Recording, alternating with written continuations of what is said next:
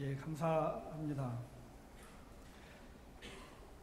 장로님도 그렇고 저도 이 강단에 익숙하지를 않아가지고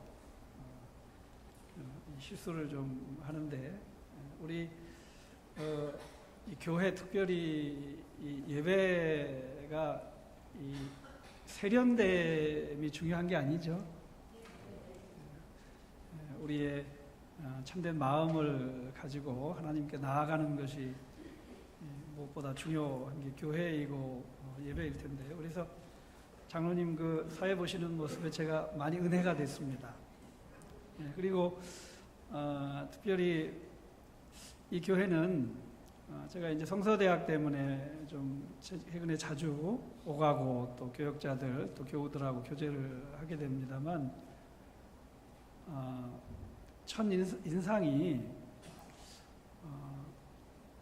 최선을 다해서 준비하는 것 같다는 생각을 여러 번 하게 됩니다. 다른 교회와 달리 또 더 앞서가서 교우들이 한 마음이 돼서 이렇게 하나하나 이렇게 정성껏 준비한다는 생각을 들었습니다. 제가 오늘 예배에 참석하면서도 찬양도 그렇고 교동문도 그렇고 어떻게 설교 주제하고 어떻게 동일할까?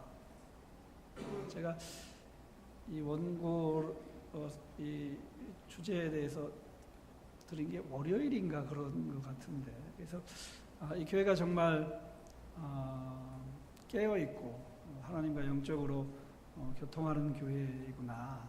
그래서 그렇게 교우들이 하나가 돼서 하나님께 나아가니까 하나님께서 그런 은혜를 주시는구나, 그런 것들을 제가 좀 인지가 돼서 이렇게 설교 전에 이렇게 말씀을 나눕니다. 성경에 보면 사람의 이름들이 많이 나오죠. 뭐 별의별 이름들이 나옵니다. 그런데 특별히 성경에 나오는 이름들은 그 사람의 성격 또는 그 사람의 소명을 담고 있습니다. 특별히 하나님께서 주신 이름인 경우는 더 그렇습니다. 이분은 생명의 어머니지요. 아브라함은 모든 민족의 아버지였습니다. 아브라함과 사레 그리고 야곱의 이름도 하나님께서 아브라함, 사라, 이스라엘로 바꿔주셨습니다. 그 이름에는 이 정체성, 너는 누구인가, 그리고 소명, 너는 이 땅에서 살아가면서 무엇을 해야 하는가, 그것이 그대로 담겨 있습니다. 그리고 마지막에 아들을 낳으리니 이름을 예수라 하라. 이는 그가 자기 백성을 그들의 죄에서 구원할 자이심이라. 예수님의 이름의 뜻이 뭐라고요? 구원할 자. 예수님의 이름에 그렇게 예수님의 정체성과 예수님의 사역이 그대로 다 담겨 있습니다. 우리가 우리 자녀들의 이름을 짓습니다. 요즘은 옛날에는 이름이 이제 부르기 쉽게 되다가 요즘은 또 이제 의미 있는 이름들을 또 짓기도 하는데요. 그 이름에 기도와 소망을 담아서 짓습니다. 그 이름이 그들의 성격이 되고 그들의 삶이 되기를 바라기 때문이죠. 그들이 그 이름처럼 자라고 그 이름처럼 살고 그 이름처럼 되기를 바라죠. 제 이름이 참 어려워요. 근데 별 뜻으로 지은 것이 아니고 이 개자가 끝개자, 막내할 때 개자거든요. 섭자는 돌림자고, 저희 아버지가 이제는 그만 낳아야 되겠다, 막내다, 이렇게. 근데 제가 외국에서 유학할 때 저희 교수님이 이 개섭이라는 발음이 너무 힘들다고, 내가 너 이름을 부르는데 너무 힘들다, 너 이름의 뜻이 뭐냐, 그래서 막내라는 뜻이다, 이렇게 얘기를 했더니 저희 교수님이 그러면 내 이름을 베냐민으로 하자, 그래가지고 제 공식적인 이름에 이제 베냐민 이름이 이제 학적에 들어가 있습니다. 이제 저희 아버지는 이제 그만 낳겠다 이렇게 생각하시고 제 이름을 지셨어요. 그래서 평상시에 제가 자라는 모습을 보면서 저희 아버지가 하시는 말씀이 뭔가 하면 저런 아들을 안 낳으면 큰일 날 뻔했지. 그 말씀을 그렇게 하셨어요. 많은 분들이 그 이름을 지어주고 그 이름처럼 자라고 그 이름처럼 살고 그 이름처럼 되기를 소망을 합니다. 그래서 가끔 할아버지와 며느리가 자식 이름 짓는 것 때문에 좀 갈등도 하고 이제 그러죠.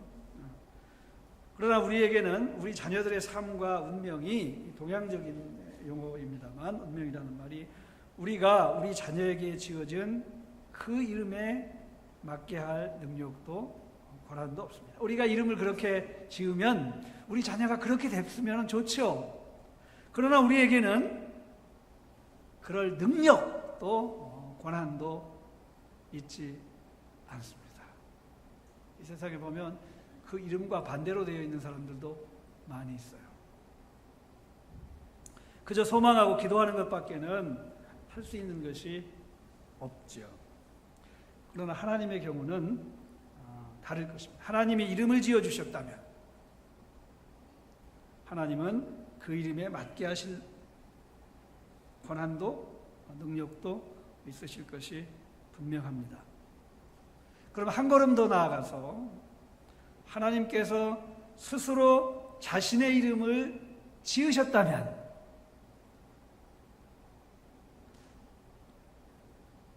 그분이 어떠한 분이시고 어떠한 일을 하실지 그 이름을 통해서 우리가 정확하게 알 수 있을 것입니다.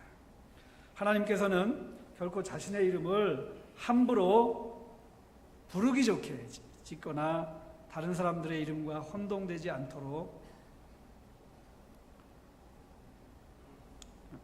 그렇게 하셨을 것이 분명합니다. 예전에 보니까 제가 다니던 교회에 쌍둥이 여자아이들이 있었는데 한 명은 아롱이고 한 명은 다롱이더라고요. 이름이 재미있고 부르기 이제 쉬운 거는 좋은데 가끔 네 발로 기어다니는 그 아이들 이름하고 좀 혼동이 돼서 하나님은 자신의 이름을 지으실 때 이렇게 지으시지는 않으시죠. 그 이름의 정확한 의미, 그 다음에 그 이름을 부르는 우리가 그 이름을 붙들고 하나님께 나아가도록 그렇게 그 이름을 지으셨을 것이 분명합니다. 하나님께서 자신의 이름을 지으셨다면 하나님은 그 이름으로 자신을 알려주시고 내가 누구이다. 그리고 내가 무엇을 한다. 그리고 그분을 부르는 자들이 그 이름을 통해서 그분을 의지하고 그분에 대한 존경이 커지고 그분에 대한 믿음이 견고해지도록 하셨을 것이 분명합니다. 시편 9편 10절에 보면 여호와여 주의 이름을 아는 자는 주를 의지하오리니 주의 이름을 아는 자는 주를 의지하오리니 이는 주를 찾는 자들을 버리지 아니하십니다. 여호와의 이름을 알고 그 이름을 의지하고 그렇게 하는 사람들을 주께서 어떻게 한다고요?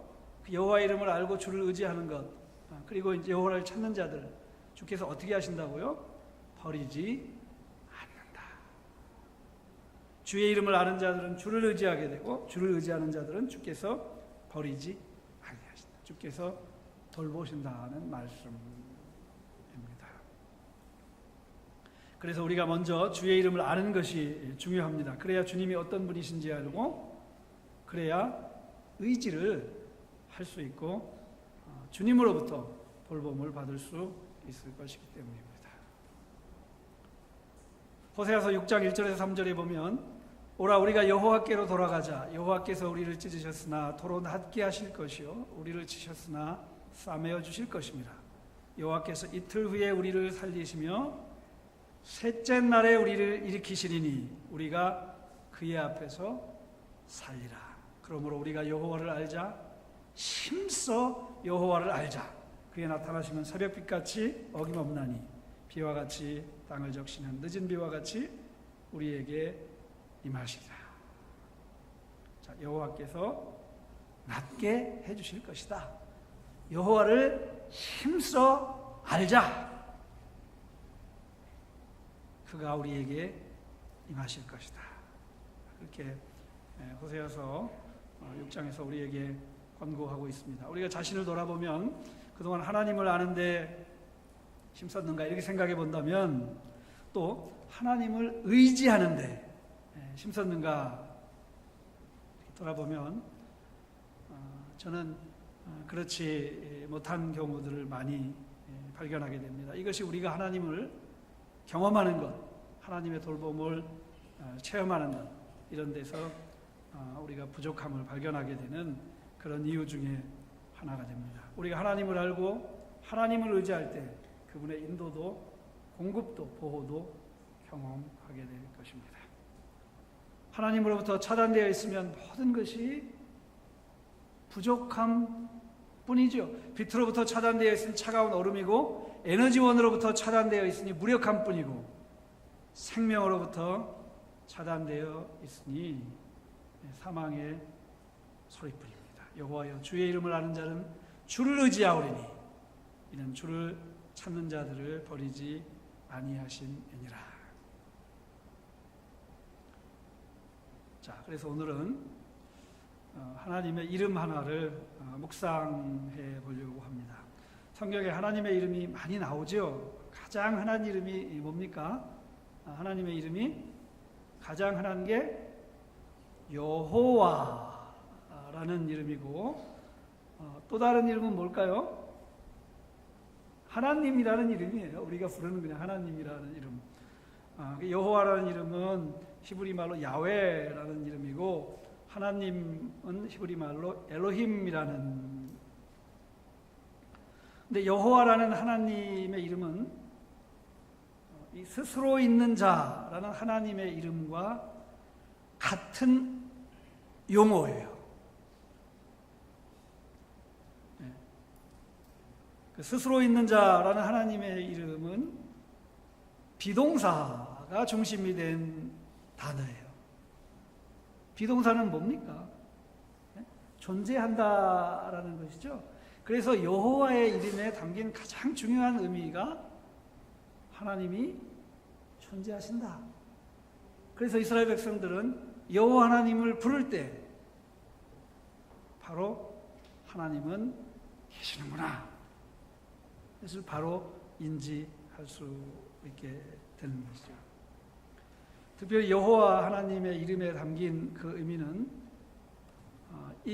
그냥 엘로힘 하나님이 보편적인 하나님이라면 이 여호와 하나님은 이 보편적인 하나님이 이스라엘 백성들에게 오셔서 그들에게 약속하시고 그 약속을 성취하시고 그들을 하나님의 백성으로 삼으시고 하나님은 그들의 하나님이 되고 그들의 삶에 깊숙이 들어오셔서 그들과 함께 그들의 모든 인생을 함께 살아가시는 그 하나님의 이름이 여호와라는 하나님의 이름이에요.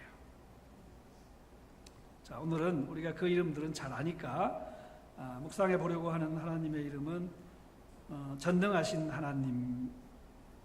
전능자 하나님.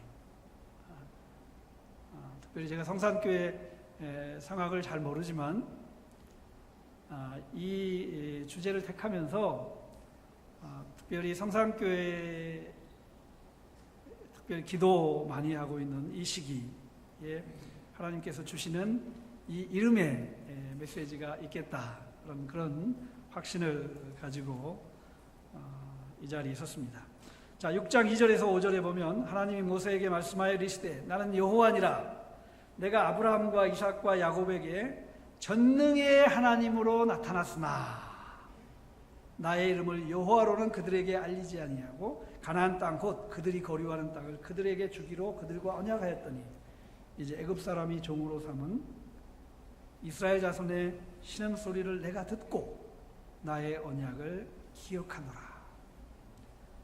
지금 애굽에 있는 이스라엘 백성들에게는 모세를 통해서 여호와의 하나님으로 알려주셨고 아브라함과 이삭과 야곱에게는 여호와의 이름으로 나타나지 아니하고 전능자 하나님의 이름으로 나타났다. 이 이야기를 하고 있는 것입니다. 자, 그 이름 스스로 있는 자는 여호와 하나님께서 모세에게 애굽에서 신음하고 있는 이스라엘 백성들을 인도하여 내라고 하셨을 때 이스라엘 백성들이 당신을 보낸 자의 이름이 무엇이냐 물을 때 어떻게 대답할지 모세에게 주어진 이름이었습니다. 이제 모세는 스스로 있는 자의 이름으로 그의 형 아론과 함께 이스라엘 백성들에게 나아가죠. 이스라엘 백성들은 여호와 하나님께서 모세에게 이르신 모든 말씀을 듣고 이스라엘 백성들을 찾으시고 고난을 살피시는 여호와 하나님께 머리를 숙이고 경배합니다. 그러나 문제는 이제 오늘 본문 바로 왕입니다. 이스라엘의 하나님 여호와께서 이렇게 말씀하시기를 내 백성을 보내라. 그러면 그들이 광야에서 내 앞에 절기를 지킬 것이니라. 모세와 아론이 여호와 하나님의 이름으로 나아가서 바로에게 한 말입니다. 여호와가 누구이기에 내가 목소리를 듣고 이스라엘을 보내겠느냐? 나는 여호와를 알지 못하니 이스라엘을 보내지 아니하리라.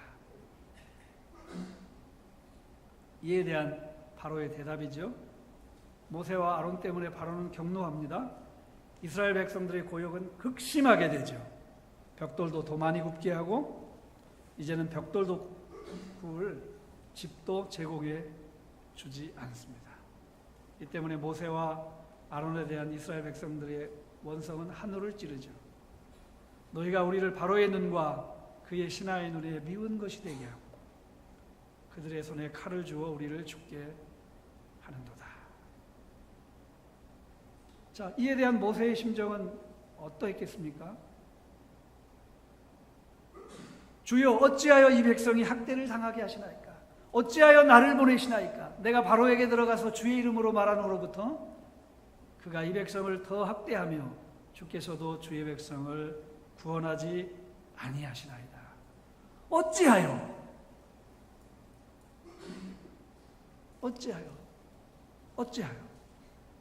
하나님 우리에게 이 일을 하라 하시고 하나님 이리 가라 하시고 왜 우리를 더 어렵게 하고 우리가 더 고통을 당하게 하십니까? 이것이 바로에게 보낸 하나님에 대한 모세의 하나님을 향한 의문이었습니다. 이에 대한 여호와 하나님의 대답, 이제 내가 바로에게 하는 일을 내가 보리라. 강한 손으로 말미암아 바로가 그들을 보내리라. 강한 손으로 말미암아 바로가 그들을 그의 땅에서 쫓아내리라. 주 안에 사랑하는 형제 자매 여러분, 이스라엘 백성들의 구원의 날이 가까이 올수록 이스라엘 백성들의 멍에가 더 무거워지고 있는 것을 보십시오. 우리의 인생에서 하나님께서 놀라운 일을 계획하고 계실 때 그의 앞에 먼저 오는 것은 극심한 절망적인 상황이라는 것을 기억하십시다. 오늘 우리 가운데 낙심을 경험하고 있는 사람들이 있다면 주님의 자녀들이여 하나님께서 그의 강한 손을 펼치실 끝까지 그분을 붙들기를 바랍니다. 이것이 이스라엘 백성들의 출애굽 역사에서 우리에게 보여지는 아주 중요한 메시지가 됩니다. 성산교회가 내년이면 40주년이 되죠.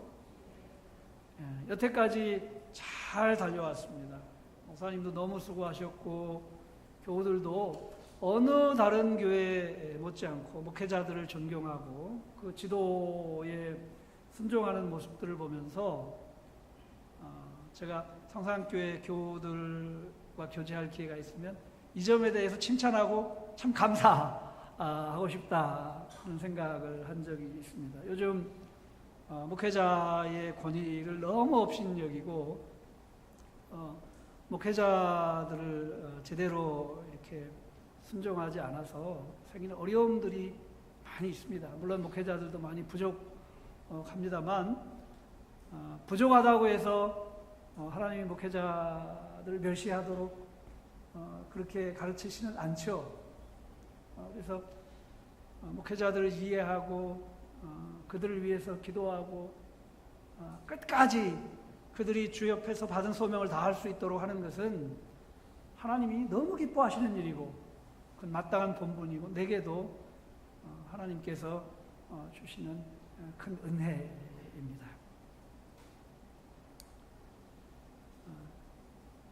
그래서 우리가 목사님을 위해서 기도하는 것도 또 우리 성서대학 오는 분들의 기도 제목도 들어보니까 기도가 필요한 분들도 계시더라고요.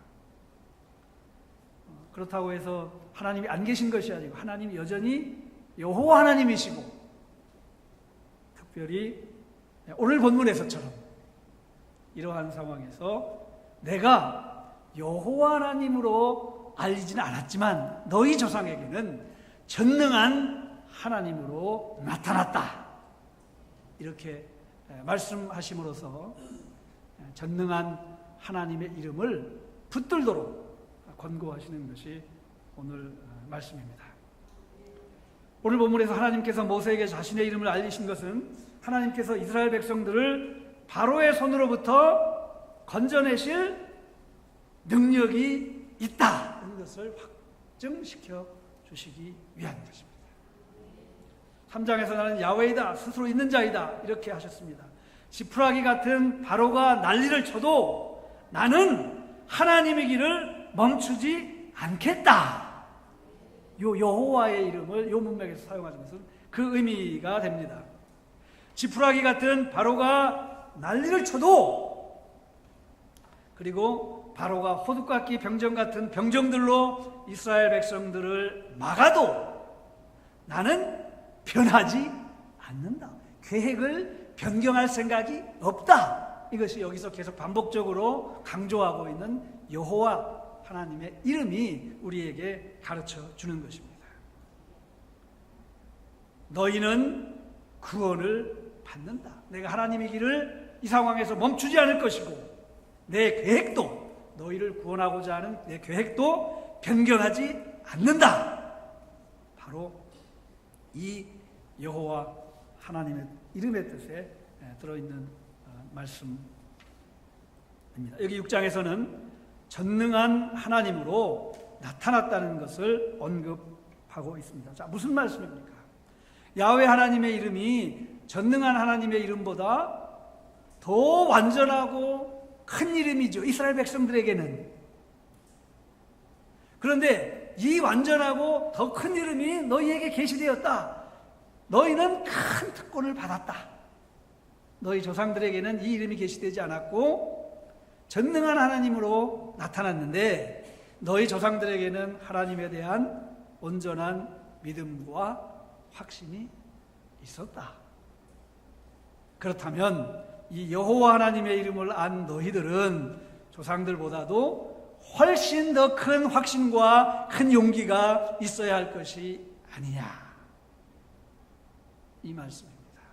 바로 오늘 본문을 통해서 하나님께서 말씀하시는 것이 있다면 너희는 너희의 앞선 믿음의 세대들보다 훨씬 더 큰 확신과 더 큰 용기를 가져야 할 것이 아니냐. 이 말씀을 우리에게 해 주시는 것입니다. 하나님께서 아브라함과 이삭과 야곱에게 전능한 하나님으로 나타나셔서 그들에게 가나안 땅을 주시기로 약속하셨다면 이제 야훼 하나님으로 모세와 이스라엘 백성들에게 나타나신 여호와 하나님께서는 이스라엘 백성들을 애굽에서 건져내시고 조상들과 맺으신 약속을 성취할 것이 너무 분명하고 확고하다. 이 믿음과 확신이 모세와 이스라엘 백성들에게 필요했던 것입니다. 자, 우리가 처음 신앙생활을 하고 또 어느 정도 우리의 삶이 좀 이제 연륜이 닿으면서 어느 정도 진척된 경우에는 하나님이 계시다는 것은 의심하지 않습니다. 그러나 어디서 문제가 되는가 하면 하나님이 전능하신 하나님으로 나타나셨다. 이것을 우리의 계속된 삶, 하나님이 우리에게 주신 소명을 감당하다 보면 그것을 간혹 잃어버리게 됩니다. 하나님이 계신 것은 잘 압니다. 그리고 하나님이 계신 것을 믿고 살아갑니다. 그리고 소명을 계속 붙들고 있습니다. 그러나 삶의 어려움, 소명의 난관에 봉착하는 경우 수없이 이런 경우들이 많이 있습니다. 결코 하나님께서 우리를 면제해 주시지 않죠. 이 어려움과 난관 앞에 뿌리째 흔들리고 절망의 나락으로 급격히 떨어지는 경우를 수없이 발견하게 됩니다. 언제 우리가 하나님을 믿었었는가? 우리가 언제 하나님으로부터 은혜를 받았었는가? 이때를 위해서 주신 하나님의 이름이 바로 전능의 하나님의 이름입니다. 성도 여러분, 아브라함과 이삭과 야곱에게 나타나셨던 하나님은 어떤 하나님입니까? 자, 다 같이 어떤 하나님이에요? 전능의 하나님. 자, 한번 따라해 보십시다. 전능의 하나님. 엘 샤다이. 자, 이 샤다이가 뜻하는 것이 무엇이냐? 학자들의 논란이 좀 있습니다. 그러나 욥기 37장 23절에 이 단어의 핵심을 전달해 주고 있습니다. 전능자를 우리가 찾을 수 없나니 그는 권능이 지극히 크사 정의나 무한한 공의를 굽히지 아니하심이니라.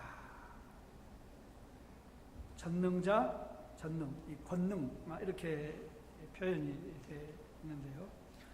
자, 이 샤다이가 의미하는 뜻은 능력, 힘.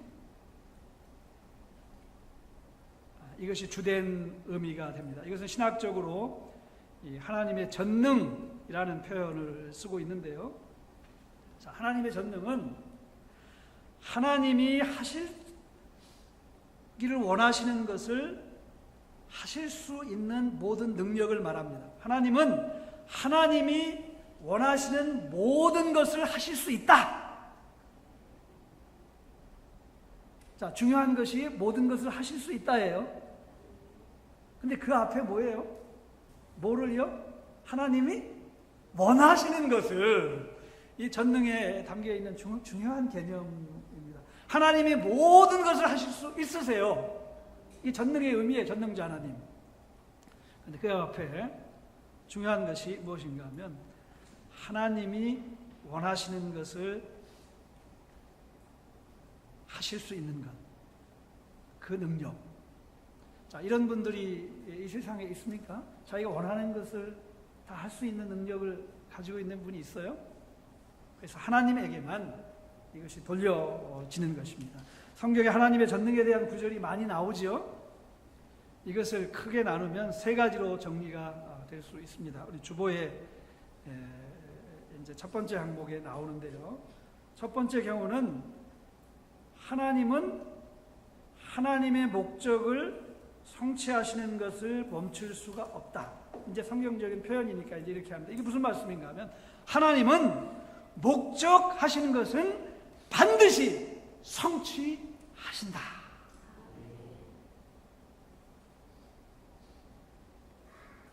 요즘 시중에 상영 중인 영화가 있죠. 거기 아버지와 아들의 대화를 보면 그 아들이 아버지에게 아버지 이제 이후의 계획이 뭡니까? 이렇게 묻습니다. 큰 사고를 저지르게 됐어요. 그래서 이것을 해결하지 않으면 안 돼요. 그래서 아버지와 아들이 체육관 이재민들 숙소에 둘이 누워서 그렇게 대화를 합니다. 아버지, 이후의 계획은 뭡니까? 그 아버지의 대답이 계획이 없어야 된다. 계획이 있으면 계획이 이루어지지 않기 때문에 절망을 하게 되고 힘들고 고통을 겪는다. 여기 체육관에 누워있는 이 사람들을 봐라. 이 사람들이 여기 와가지고 이렇게 누워있을 계획을 세웠느냐?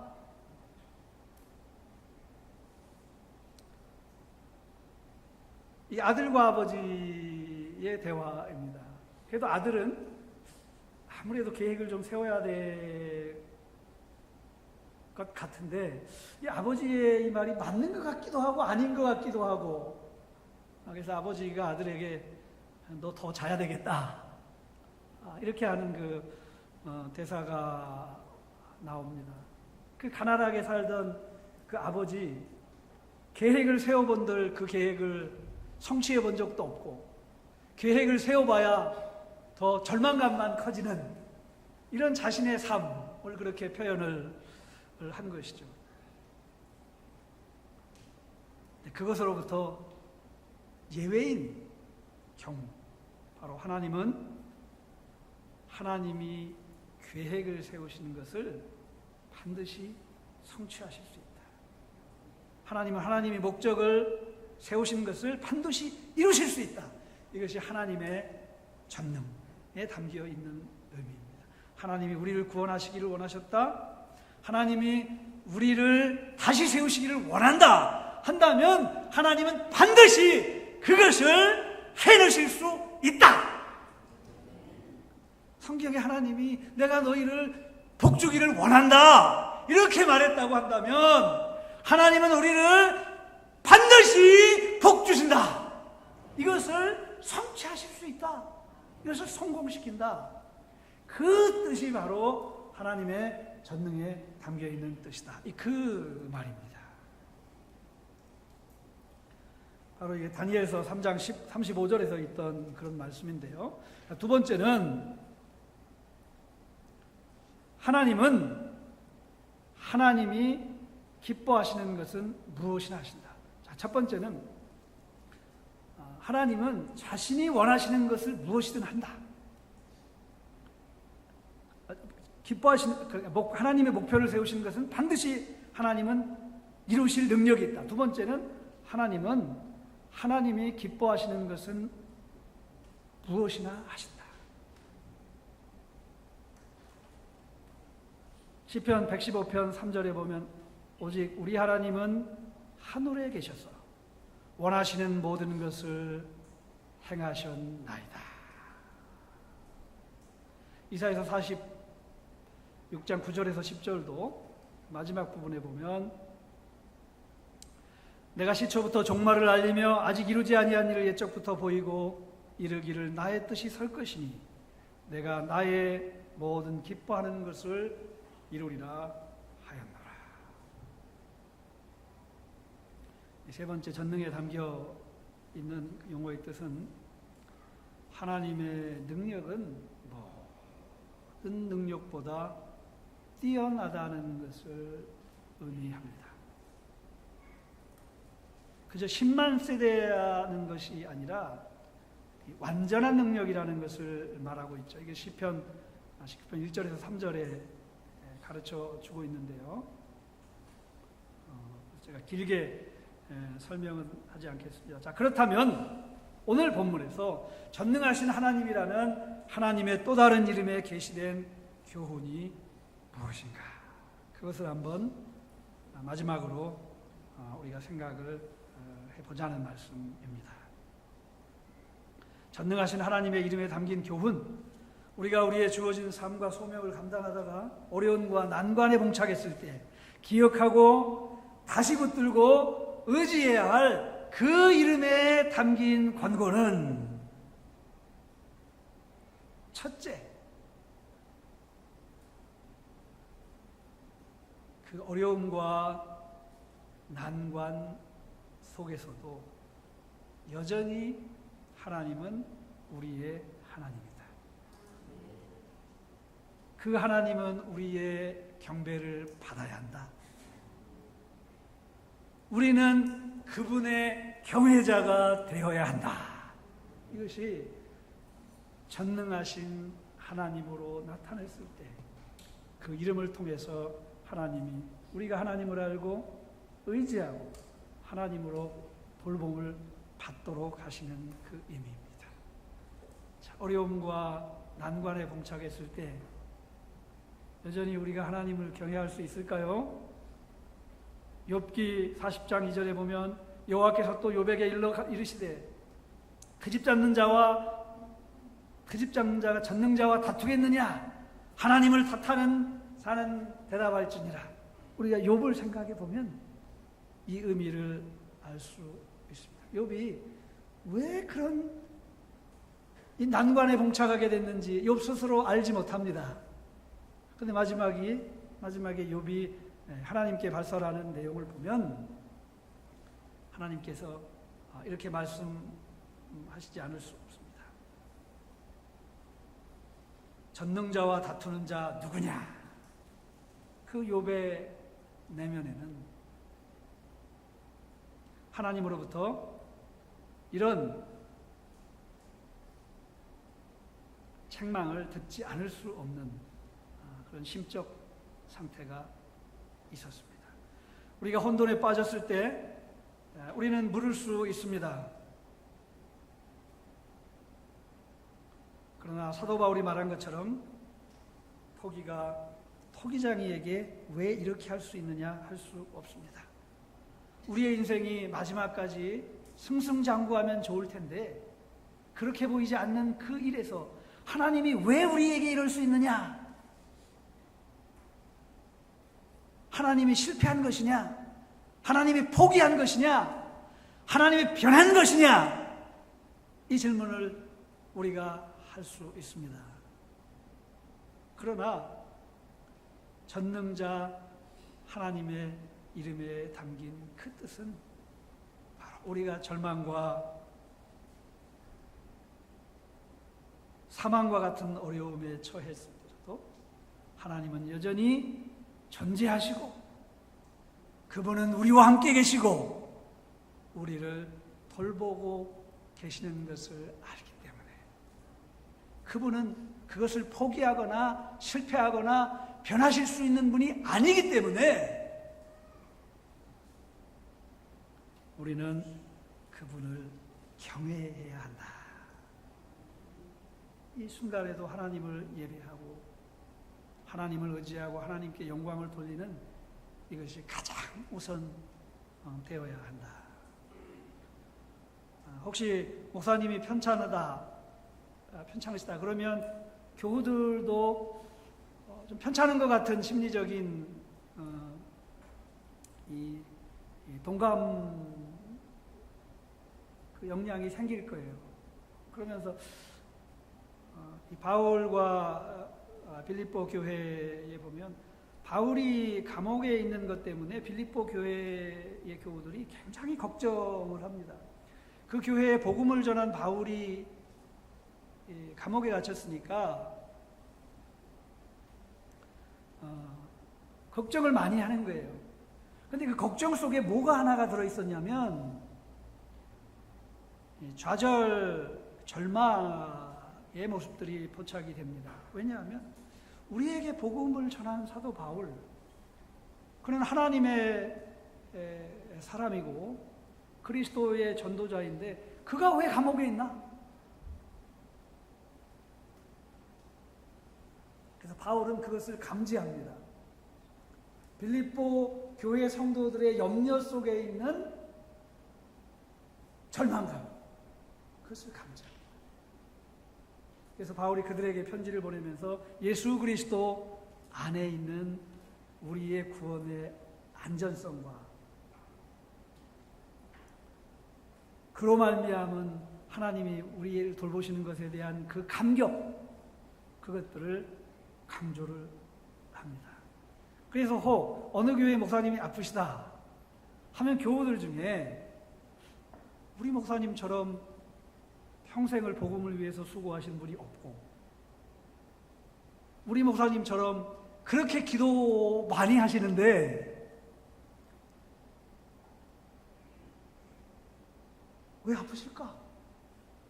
염려를 넘어 자신의 상황과 관련해서 우리 목사님도 아프신데 하나님이 내 상황에서 기도하는 것을 들어주실까?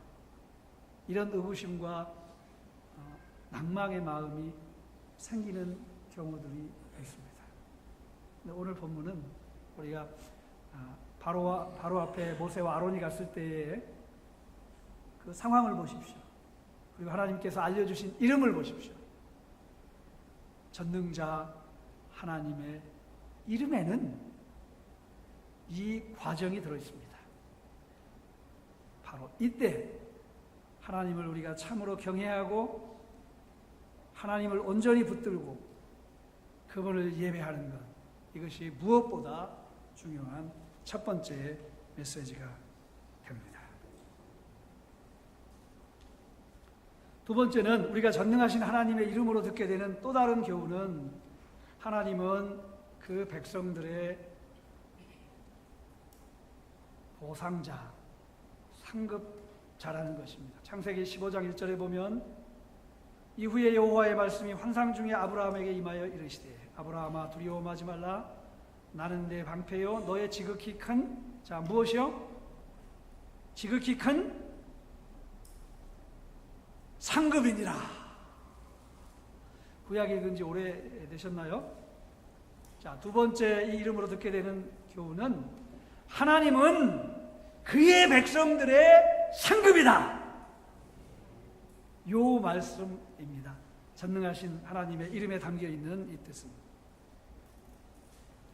이후가 어떤 후예요? 아브라함이 나는 너의 지극히 큰 방패요 상급이라고 하신 요 때가 언제입니까? 아브라함이 소돔 전쟁에서 얻은 전리품을 하나도 취하지 않았을 때예요. 아브라함이 전리품을 취하면 그 사람들이 우리가 아브라함을 부자로 만들어줬다, 이 소리를 할까봐 아브라함은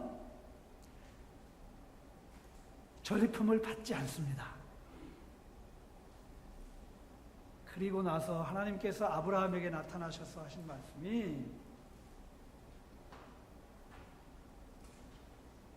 아브라함아 나는 너의 방패요 너의 지극히 큰 상급이니라. 아브라함은 하나님이 전능하신 하나님이라는 것을 알았죠.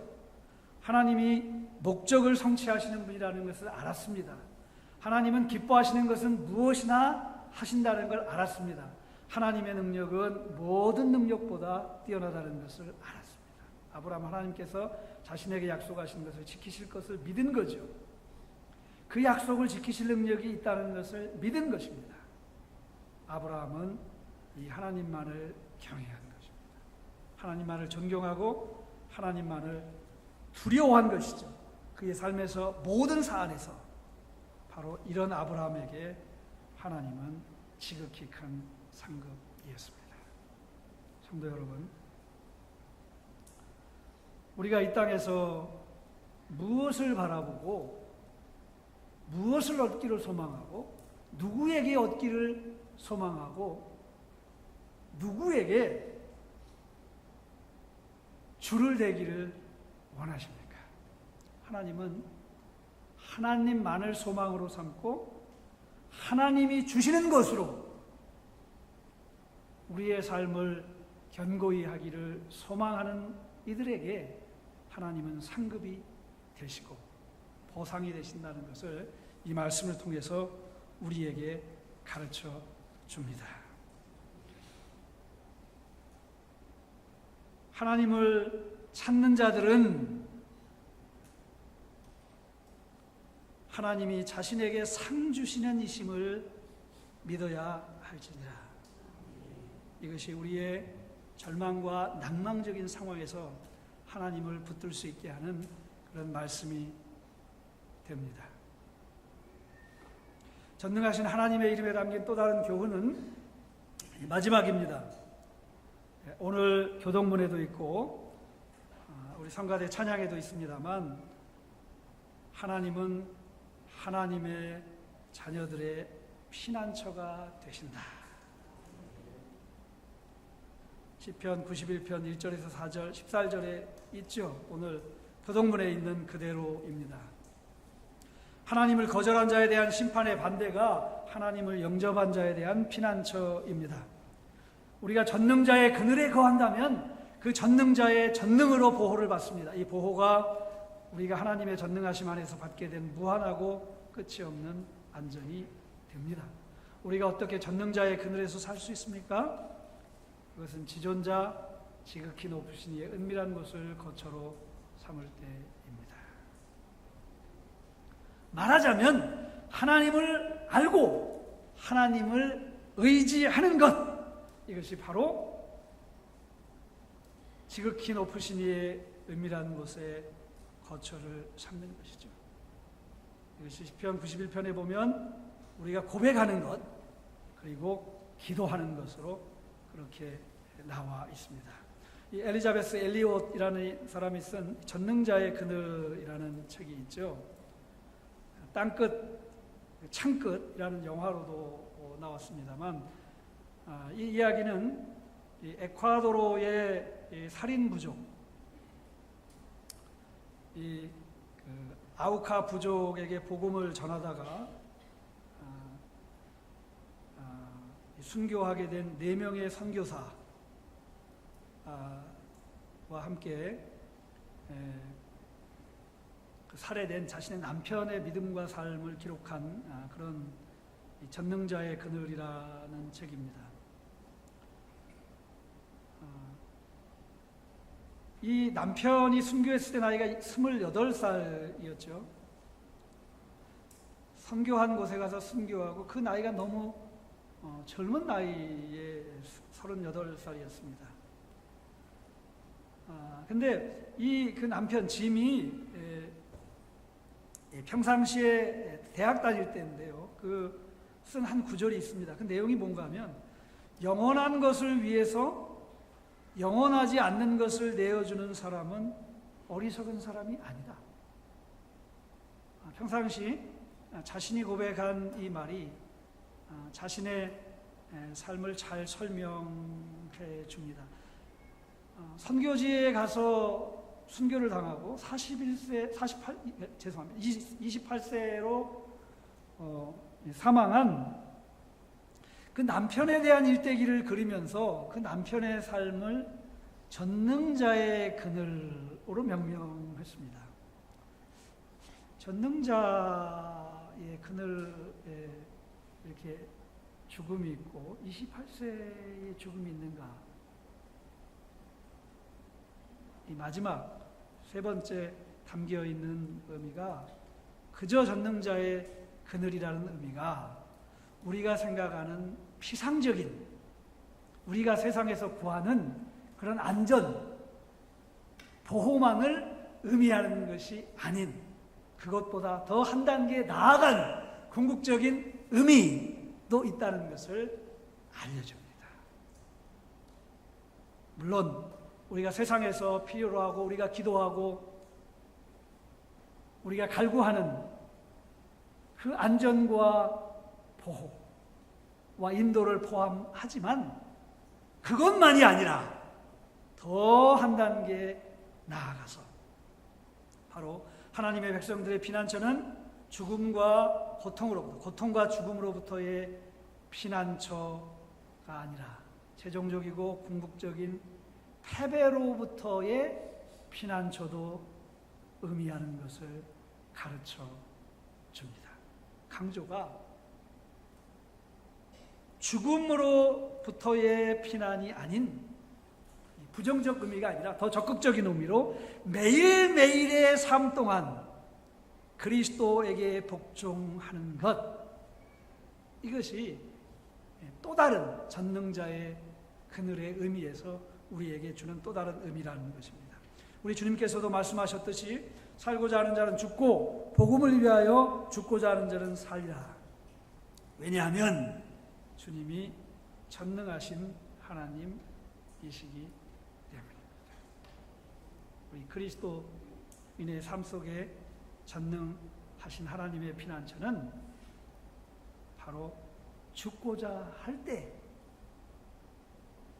발견되는 것입니다.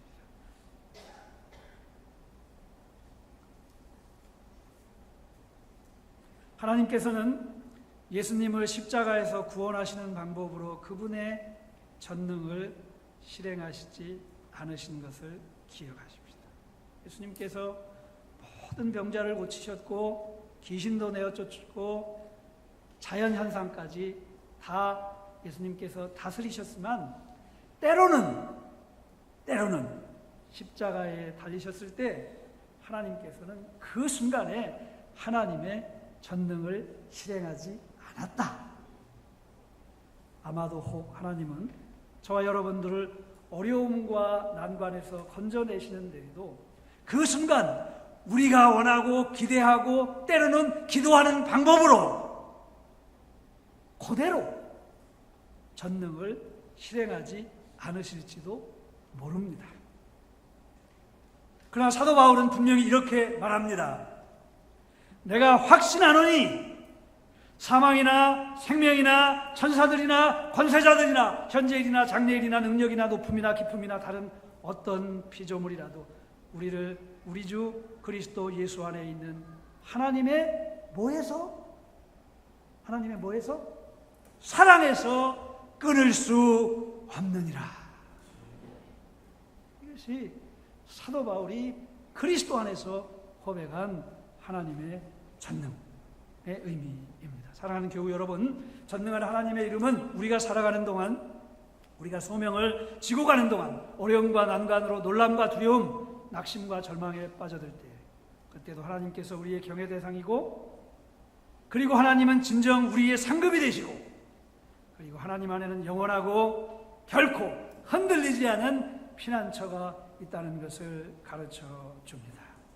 우리가 이 하나님의 이름을 알고 하나님을 의지하십시다. 전능의 하나님의 이름으로 알리시니 하나님을 붙들고 의지하십시다. 이 이름을 알고 이 이름을 의지하는 자들을 주께서 버리시지 않는다고 하셨습니다. 우리를 낫게 하실 것이요 싸매어 주실 것이요 일으키시리니 우리가 그 앞에서 살리라. 이것이 하나님께서 이 이름을 통해서 우리에게 주신 말씀입니다.